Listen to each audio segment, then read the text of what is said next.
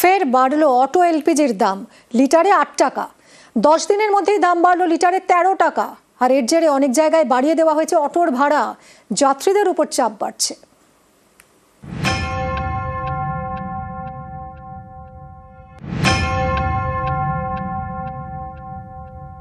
সাধারণ মানুষ, মধ্যবিত্ত পরিবারের ওপর তো অবশ্যই এটা চাপ সৃষ্টি হবেই। 12 টাকার ভাড়া আমার 15 টাকা নিল। পশ্চিম এশিয়া যুদ্ধ, ফের বাড়ল অটো এলপিজির দাম।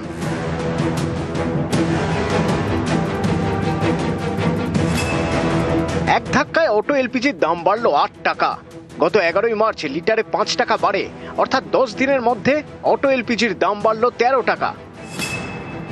এর জেরে কলকাতায় অটো এলপিজির দাম বেড়ে হলো 70 টাকা 68 পয়সা। গ্যাসের দাম এখন হুড়ু করে বাড়ছে, যেটা মাসে 1 টাকা বাড়ায় বেরিয়েছিল, তারপরে গ্যাস কমপ্লিট হলো, ওই 5 টাকা বাড়ালো, আবার 15 দিন গেল না, আবার এই 8 টাকা বাড়ালো।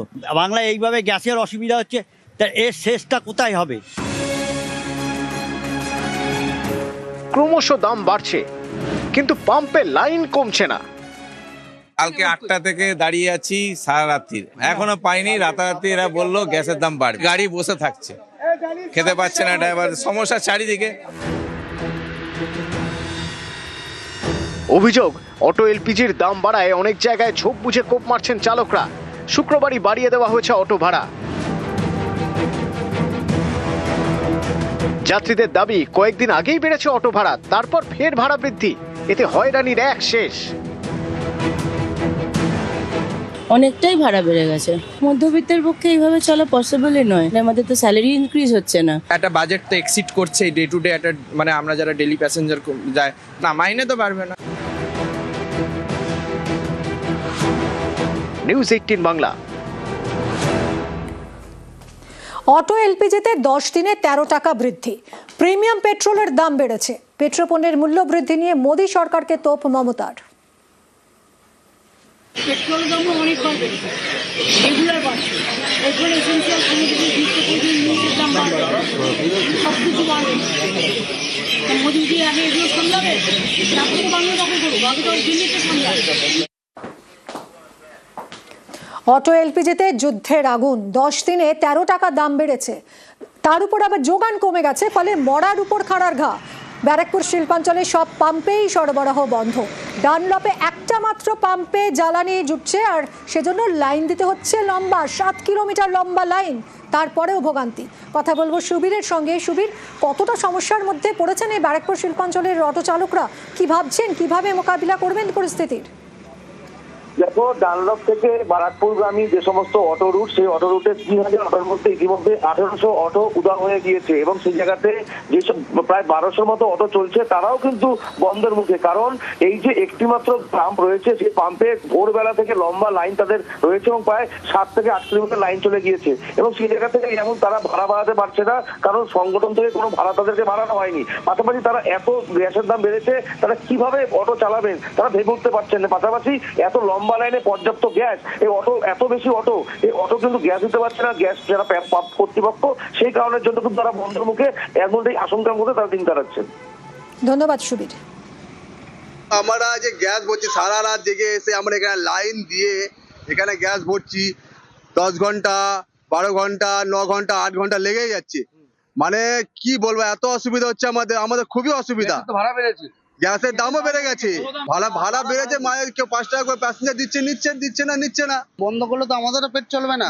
এটাই হলো, কিছু করার নেই। যে আমাদের তো কিছু করে, সব জায়গায় পাম্প দামও বাড়িয়ে দিচ্ছে, ভাড়া আমাদের বাড়াতে পারছে না। দাঁড়িয়ে আছে আমরা 4টে থেকে দাঁড়িয়ে আছি। ভাড়া তো সমস্যা হচ্ছে, এই আমাদের ডিউটির মধ্যে অর্ধেক হাফবেলা এখানে চলে গেলে, তো হাফবেলা আমাদের কত কাজ করবো? রাতভর বৃষ্টি, আর তাতেই আলুর ফলনে ক্ষতি। ডুবে রয়েছে বিঘার পর বিঘা আলু জমি। জমির জল বের করে আলু বাঁচানোর চেষ্টা করছেন কৃষকরা। মাঠেই পাকা আলু পচে নষ্ট হওয়ার আশঙ্কা। চরম দুশ্চিন্তায় চন্দ্রকোনার কৃষকরা। জলে ডুবছে, এখন আকাশের জলে ডুবছে, ভাসছে একবার রসগোল্লার মতন। আলু নষ্ট হয়ে যাবে, আলু নষ্ট হয়ে যাবে। এক কাঠাও মানে 2টো আলু পাওয়া যাবে না, এমন অবস্থা। কতটা জমি আছে? 2.5 বিঘা জমি পেপসি আলু লাগানো আছে। এখনো জমিতেই আলু? এখনো জমিতেই আলু। কোনোটাই নাই, 1.5 হাত 2 হাত জল। এই জল আর কমবে না? না, এই জল আর কমবে না। বৃষ্টি কি খুব বেশি হচ্ছে? জল আবার প্রচণ্ড জল হচ্ছে, একবারে জলের শেষ নাই। এরকম 8 বিঘা জমি চলে গেল আমার। শুধু দক্ষিণবঙ্গেই নয়, উত্তরবঙ্গেও বৃষ্টিতে চাষের ক্ষতি। আলুর জমিতে জল জমে নষ্ট হচ্ছে ফসল। আলিপুরদুয়ারের 1300 বিঘা জমির আলু নষ্ট হয়ে গেছে। লক্ষ লক্ষ টাকা লোকসানের আশঙ্কা কৃষকদের। আলু খেতে জল খাচ্ছে, আলু নষ্ট হয়ে গেছে। কতটা ক্ষতি হচ্ছে আপনাদের? ক্ষতি তো আমার মেলায় হচ্ছে, ক্ষতি হবে না? আলু তুলিনি, এখন কি এইভাবে তুলতেছেন? এইভাবেই তুলে দিচ্ছে আলু। আজকে আবার যদি বৃষ্টি হয় আরো নষ্ট হবে। হ্যাঁ, পচে যাচ্ছে তো আলু। এই যে কত আলু পচে গেছে।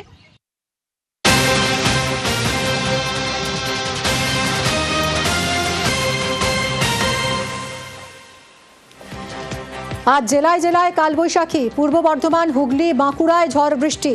পুরুলিয়া, নদিয়া, মুর্শিদাবাদেও কালবৈশাখীর পূর্বাভাস। বৃষ্টির সঙ্গে 50 থেকে 60 কিলোমিটার বেগে ঝোড়ো হাওয়া বইবে। একাধিক জেলায় শিলাবৃষ্টি, বজ্রপাতের সতর্কতা। আগামীকাল থেকে আবহাওয়ার উন্নতি হবে। সোমবার থেকে কমবে ঝড় বৃষ্টির দাপট।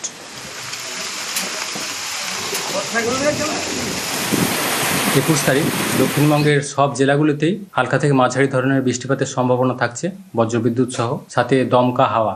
2-1 জায়গায় শিলাবৃষ্টিরও সম্ভাবনা থাকছে। কাল থেকে অনেকটা কমে যাবে। কলকাতা পার্শ্ববর্তী অঞ্চলের জন্য আগামী 24 ঘন্টায় প্রধানত মেঘলা আকাশ, কয়েক পশলা হালকা থেকে মাঝারি ধরনের বৃষ্টিপাতের সম্ভাবনা থাকছে। দিনে তাপমাত্রা সর্বোচ্চ 25 ডিগ্রি কাছাকাছি, সর্বনিম্ন 19 থেকে 20 ডিগ্রি কাছাকাছি থাকবে।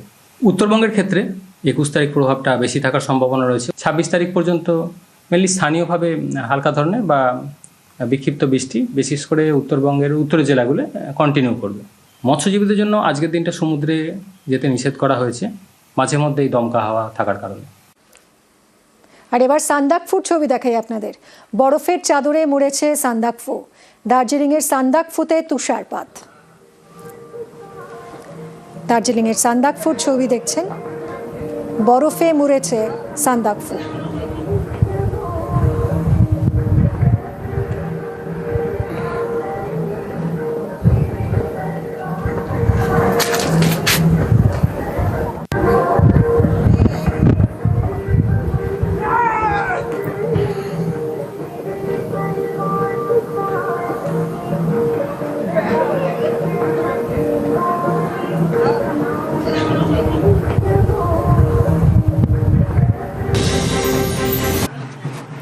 সোমবার নতুন ভোটার তালিকা বেরোচ্ছে। পিছিয়ে গেল সাপ্লিমেন্টারি ভোটার তালিকা প্রকাশ। শুক্রবার সাপ্লিমেন্টারি ভোটার তালিকা প্রকাশ হওয়ার কথা থাকলেও তা হয়নি, পিছিয়ে গেল এবং সোমবার বেরোবে নতুন তালিকা। ফলে আগামী সপ্তাহে দুটো সাপ্লিমেন্টারি তালিকা বেরোচ্ছে। কমিশন বের করছে সোমবার এবং শুক্রবার। এখনও 40,000 বুথের অ্যাডজুডিকেশন নিষ্পত্তি। 28-এর তালিকায় 60 লক্ষ যুক্তিগ্রাহ্য তথ্য বিভ্রাট। সুপ্রিম কোর্টের নির্দেশে এসআইআর বিচারের ভার বিচার বিভাগের। এদিকে সাপ্লিমেন্টারি ভোটার লিস্ট প্রকাশের আগেই সুপ্রিম কোর্টের নির্দেশ মেনে ট্রাইব্যুনাল গঠন হয়ে গেল। জেলা ভিত্তিক 19 ট্রাইব্যুনাল গঠনের বিজ্ঞপ্তি জারি করল নির্বাচন কমিশন। নেতৃত্বে থাকবেন অবসরপ্রাপ্ত বিচারপতিরা। আরও জানবো, সোমরাজ রয়েছে সঙ্গে। সোমরাজ, এই ট্রাইব্যুনাল কবে থেকে কাজ শুরু করবে, কিভাবে আবেদন করা যাবে, আর কি জানা যাচ্ছে? দেখো, জেলাভিত্তিক ট্রাইব্যুনাল তৈরি করেছে নির্বাচন কমিশন। সুপ্রিম কোর্টের নির্দেশ মেনে এই ট্রাইব্যুনাল তৈরি করা হয়েছে। তুমি জানো যে আন্ডার অ্যাডজুডিকেশনে থাকা যে সমস্ত ভোটাররা যাদের অভিযোগের নিষ্পত্তি করা হবে এবং যারা ডিলিশন ক্যাটাগরিতে থাকবে তারা ট্রাইব্যুনালে আবেদন করতে পারবেন। এবং সেই ট্রাইব্যুনালে আবেদনের জন্য কোন কোন বিচারপতি কোন কোন জেলার দায়িত্বে থাকবেন তার বিস্তারিত বিজ্ঞপ্তি জারি করা হয়েছে নির্বাচন কমিশনের তরফে। যেখানে দেখা যাচ্ছে এক একটি জেলায় একজন করে প্রাক্তন বিচারপতি নিয়োগ করা হয়েছে। পাশাপাশি দার্জিলিং, কালিম্পং, জলপাইগুড়ি, আলিপুরদুয়ার জেলার মতো এই 4টি জেলা মিলিয়েও একজন বিচারপতিকে দায়িত্ব দেওয়া হয়েছে ট্রাইব্যুনালের দায়িত্ব হিসাবে। ফলত দেখা যাচ্ছে যে যে জেলাগুলিতে বেশি সংখ্যক আন্ডার অ্যাডজুডিকেশন রয়েছে সেই জেলাগুলিতেও মূলত একজন করে প্রাক্তন বিচারপতিকে রাখা হয়েছে এই ট্রাইব্যুনালের মাধ্যমে অভিযোগ জানানোর জন্য। নির্বাচন কমিশন গতকাল যে বিজ্ঞপ্তি জারি করেছে সেখানে তারা বলছেন যে ভোটার তালিকায় অন্তর্ভুক্তি বা কেউ যদি নাম বাদ দিতে চান সেই অভিযোগের শুনানি করবে এই ট্রাইব্যুনালগুলি, এবং ভোটার তালিকা প্রকাশের পরই এই ট্রাইব্যুনালের মাধ্যমে আবেদনকারীরা আপিল করতে পারবেন। আপিল করা যাবে অনলাইনেও এবং অফলাইনেও। ইসিআই নেটের মাধ্যমে অনলাইন অর্থাৎ নির্বাচন কমিশনের যে ওয়েবসাইট ইসিআই নেট তার মাধ্যমে যেমন আবেদন করা যাবে, তেমনি সরাসরি জেলা শাসক মহকুমা শাসকের অফিসে গিয়েও আবেদন করা যাবে। নির্বাচন ধন্যবাদ, কমিশনের সোমরাজ। বিজ্ঞপ্তি